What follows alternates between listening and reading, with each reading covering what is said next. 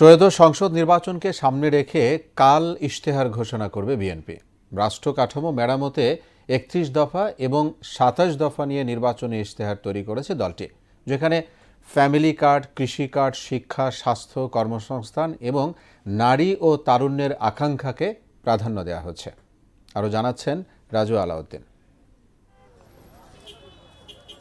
শুক্রবার সোনারগাঁ হোটেলে নির্বাচনী ইশতেহার ঘোষণা করবে বিএনপি। রাষ্ট্র কাঠামো মেরামতে দলটির ৩১ দফা প্রস্তাবনা ছিল অনেক আগে থেকেই। এবারে ইশতেহারেও এই বিষয়টি প্রাধান্য দেওয়া হচ্ছে।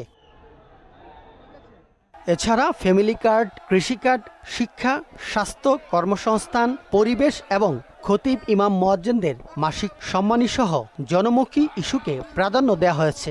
সাম্প্রতিক সময় রাষ্ট্রীয় কাঠামো মেরামতে বিএনপির চেয়ারম্যান তারেক রহমানের বক্তব্যও ইশতেহারে সম্পৃক্ত করা হয়েছে। নারী এবং তারুণ্যদের আকাঙ্ক্ষাকে প্রাধান্য দিয়ে জুলাই জাতীয় সনদের সমন্বয়ে ইতিমধ্যেই ইশতেহারের বিষয়বস্তু চূড়ান্ত করা হয়েছে। কৃষক যদি আজকে ভালো থাকে তাহলে অবশ্যই দেশের মানুষ ভালো থাকবে। ইশতেহারে বিএনপি ঘোষিত ৩১ দফা দাবির নির্বাচনী কমিশনের স্বাধীনতা, মানবাধিকার সুরক্ষা, বাক স্বাধীনতা, স্বচ্ছ প্রশাসন ও জাতীয় অর্থনৈতিক পুনরুদ্ধার অন্তর্ভুক্ত করা হবে। এছাড়া জুলাই সনদের আলোকে মানবাধিকার কমিশন ও দুর্নীতি দমন কমিশন এবং রাষ্ট্রীয় প্রতিষ্ঠানগুলোকে পূর্ণ স্বাধীনতা দেয়ার কর্মপরিকল্পনা ইশতেহারে থাকবে।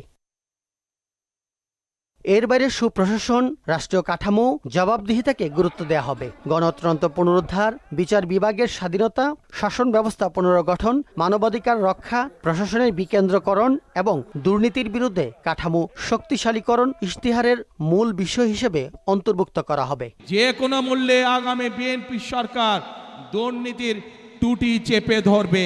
সারা দেশে অন্তত ২০,০০০ কিলোমিটার খাল ও নদী খনন, পুনরায় খনন করে পানি প্রবাহ নিশ্চিতের প্রতিশ্রুতি থাকবে বিএনপির ইশতেহারে। তিস্তা ব্যারেজ উন্নয়ন ও পদ্মা ব্যারেজের মতো প্রকল্প গ্রহণ, ৫ বছরে ২৫ কোটি গাছ রোপণ এবং সারা দেশে পর্যায়ক্রমে সম্মিলিত বর্জ্য ব্যবস্থা গড়ে তোলার পরিকল্পনাও দেবে বিএনপি।